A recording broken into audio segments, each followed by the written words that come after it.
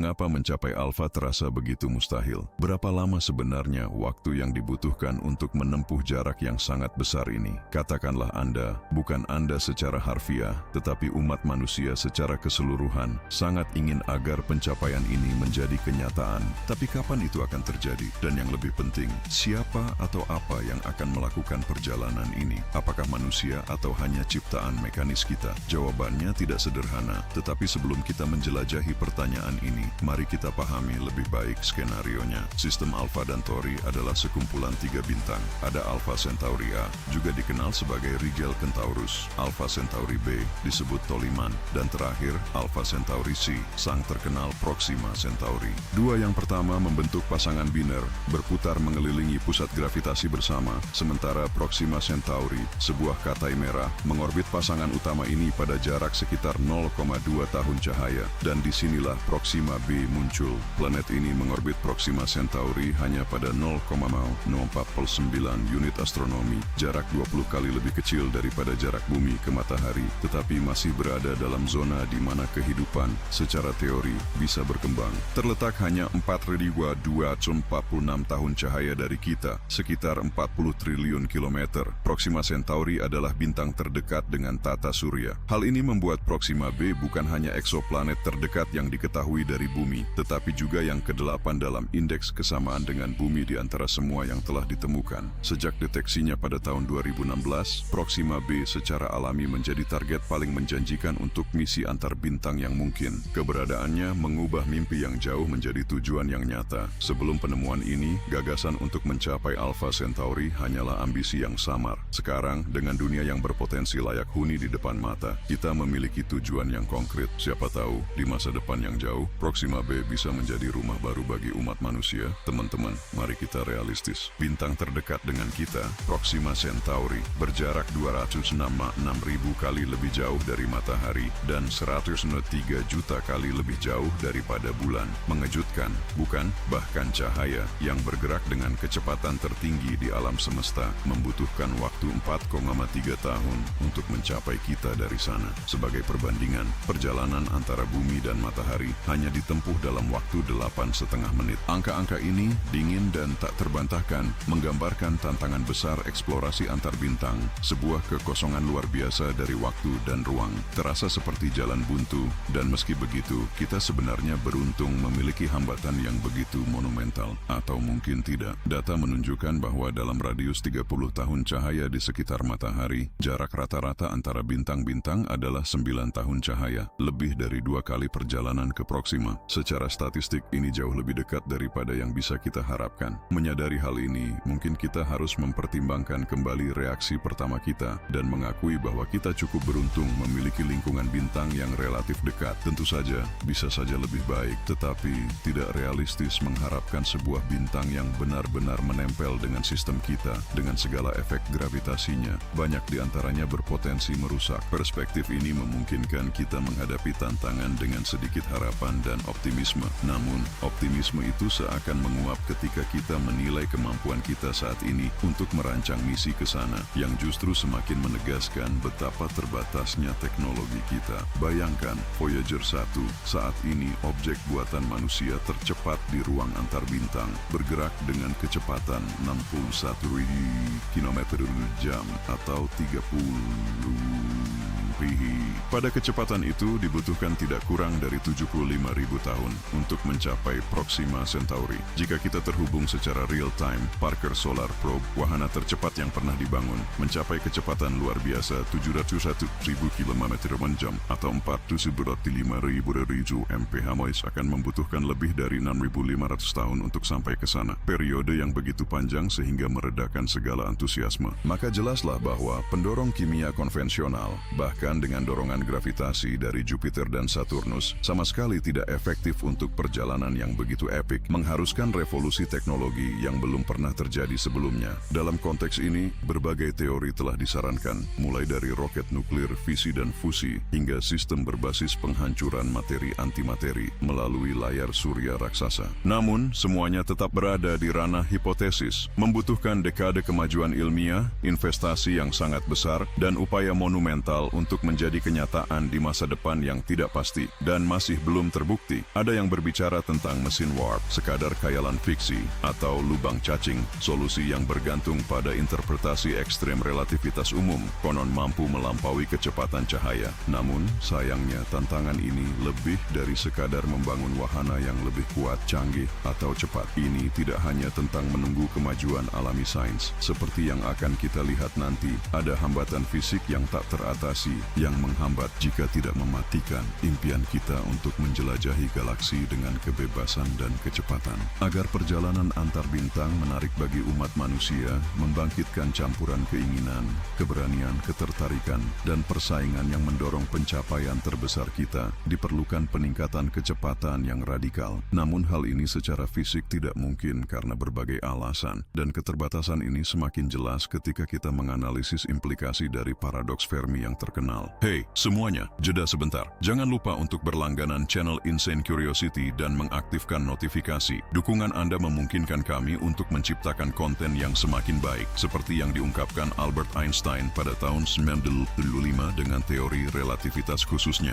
Tidak ada yang memiliki massa dapat mencapai atau melebihi kecepatan cahaya. Einstein menetapkan batas ini dengan dasar-dasar yang menantang dan terus menantang intuisi sehari-hari kita tentang fenomena fisik. Meskipun demikian, banyak percobaan telah mengonfirmasi validitas dari batasan ini. Dalam konteks materi dan alam semesta seperti yang kita kenal, tidak ada keraguan lagi tentang realitas batas ini. Fisikawan itu menunjukkan bahwa energi E, suatu benda terikat pada masanya M, melalui persamaan terkenal E, mc2, di mana C mewakili kecepatan cahaya 297,792,498 km/s dalam ruang hampa, atau sekitar 180,302 mil per detik. Rumus ini mengungkapkan antara lain bahwa energi dan massa dapat dipertukarkan, mampu saling mengubah satu sama lain. Prinsip ini terwujud ketika kita mempercepat suatu objek. Energi yang diberikan meningkatkan massanya secara tidak terasa seiring bertambahnya kecepatan. Namun, dibutuhkan jumlah energi yang semakin besar untuk terus mempercepat, karena sebagian besar energi berubah menjadi massa tambahan. Peningkatan massa ini menaikkan inersia sistem, menyulitkan penambahan kecepatan lebih lanjut. Dalam praktiknya, saat mendekati kecepatan cahaya, objek menjadi semakin masif dan resisten terhadap gerakan. Bayangkan, misalnya, seseorang dengan berat 80 kilon yang bepergian pada 99,9% kecepatan cahaya, massanya akan setara dengan sekitar 2 ton. Setiap upaya untuk mendorongnya melebihi titik ini hanya akan melipat gandakan massanya tanpa mengubah kecepatannya secara signifikan. Oleh karena itu, kecepatan C dapat didekati tetapi tidak pernah dicapai oleh benda bermassa. Dengan kata lain, mereka menawarkan resistensi yang semakin besar terhadap percepatan saat mendekati cahaya. Semakin dekat dengan ambang ini, semakin banyak energi yang dibutuhkan untuk kemajuan minimal. Dan bahkan jika teknologi fiksi memungkinkan mencapai kecepatan cahaya secara instan, perjalanan ke Proxima Centauri masih akan membutuhkan waktu 4,3 tahun. Itu berarti bahkan jika kita melakukan perjalanan dengan kecepatan tertinggi yang mungkin di alam semesta, peradaban kita hanya akan mampu menjelajahi sekitar matahari, tetapi tidak akan pernah bisa menciptakan jaringan perdagangan yang mencakup seluruh bima sakti. Namun, kita tidak boleh terlalu cepat kehilangan harapan. Mungkin kita mengabaikan beberapa detail penting. Benar, karena massa bukan satu-satunya besaran yang berubah dengan gerakan. Aspek penting lainnya dalam perjalanan antar bintang relativistik adalah dilatasi waktu. Berbeda dengan fisika Newtonian, prinsip relativitas mengungkapkan bahwa waktu tidak berjalan sama untuk semua orang, melainkan lebih lambat seiring seorang pengamat mendekati kecepatan cahaya saat mengukur suatu fenomena. Tanpa mendalami persamaan dan penjelasan teknis, cukup menerima fakta terbukti bahwa di dalam pesawat ruang angkasa yang meninggalkan bumi dengan kecepatan mendekati cahaya, waktu mengalir lebih lambat relatif terhadap planet yang ditinggalkan. Bayangkan sebuah pesawat yang bergerak dengan kecepatan 95% kecepatan cahaya menuju sebuah eksoplanet yang terletak 9,5 tahun cahaya. Bagi pengamat yang diam di bumi, durasi perjalanan akan dihitung sebagai jarak dibagi kecepatan, yaitu 9,5 dibagi 0,95 menghasilkan 10 tahun. Sedangkan bagi para astronot di dalam pesawat yang mengalami efek dilatasi waktu, perjalanan akan terasa seperti hanya berlangsung 3,12 tahun. Dengan kata lain, antara keberangkatan dari bumi dan kedatangan di tujuan, awak pesawat akan menua sedikit lebih dari 3 tahun. tahun, sementara di bumi telah berlalu 1 dekade. Perbedaan waktu ini dijelaskan oleh persamaan yang cukup sederhana, yang juga memungkinkan kita untuk memprediksi bahwa jika sebuah pesawat mencapai 50% kecepatan cahaya, waktu bagi para penumpangnya akan mengalir 1,15 kali lebih lambat daripada di planet asal. Pada 75% persepsi waktu akan 1,5 kali lebih lambat. Jika kecepatannya mencapai 99% waktu di dalam pesawat akan berjalan 7 kali lebih lambat, dan seterusnya. Dengan 99,99% waktu akan terdilatasi 70 kali. Dan jika pesawat ruang angkasa mencapai 99,9% yang luar biasa, dengan demikian, di dalam pesawat ruang angkasa, waktu akan mengalir 22.300 kali lebih lambat, dan saat mencapai 100% dari C, akan tampak membeku sepenuhnya. Nilai-nilai ini yang mungkin membangkitkan harapan tertentu tentang kelayakan menjelajahi galaksi secara bebas, menyembunyikan realitas yang mengejutkan. Mereka menunjukkan bahwa, dalam praktiknya, bagi seorang penjelajah yang bergerak dalam pesawatnya dengan kecepatan sekitar 100% dari kecepatan cahaya, perjalanan apapun,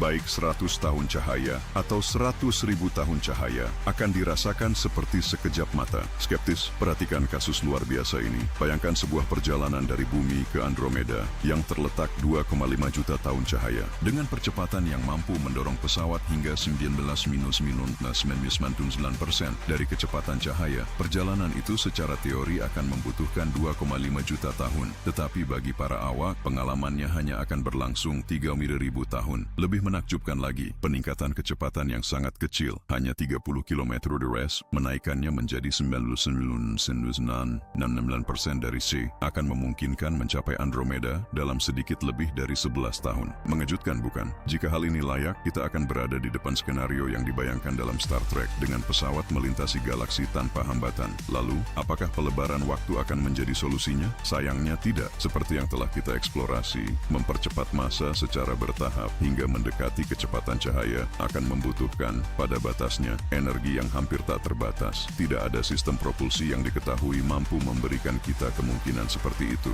Bahkan jika, dengan teknologi yang masih tak terbayangkan, kita mampu mengatasi tantangan energi, masih ada hambatan lain yang tak teratasi. Pesawat ruang angkasa yang mendekati kecepatan cahaya akan menghadapi risiko yang ekstrim. Alam semesta jauh dari kosong. Pada kenyataannya, alam semesta dipenuhi dengan atom-atom yang tersebar, yang terkadang mengembun menjadi struktur yang lebih kompleks seperti awan gas, debu kosmik, galaksi, bintang, dan planet. Terkadang tetap terisolasi, mengembara sendirian dalam ruang hampa, tanpa peluang untuk bertabrakan dengan atom lain selama berabad-abad. Yang berubah secara radikal adalah perspektifnya. Sementara probabilitas tabrakan antara dua atom hidrogen dalam 1 cm kubik sangat kecil, realitas berubah sepenuhnya bagi pesawat ruang angkasa yang bergerak. Ia akan menghadapi bombardir partikel yang konstan. Tidak berbahaya pada kecepatan rendah, partikel-partikel ini akan berubah ketika dipercepat menjadi badai mematikan dari proyektil energetik dan radiasi pengion yang sangat menembus, mampu mengikis struktur pesawat dan mencemarinya dengan radioaktivitas berbahaya. Partikel-partikel ini yang dicegat pada kecepatan relativistik akan mendapatkan energi yang cukup untuk menjadi fatal bagi makhluk hidup. Selain itu, dalam kondisi seperti itu, bahkan melewati nebula yang tipis bisa menghancurkan pesawat sepenuhnya. Banyak peneliti berpendapat bahwa medium antar bintang itu sendiri akan menjadi penghalang yang cukup untuk membatasi kecepatan maksimal pesawat hanya hingga 10% kecepatan cahaya. Nilai yang jelas tidak cukup untuk mempertahankan jaringan komersial atau eksplorasi yang signifikan.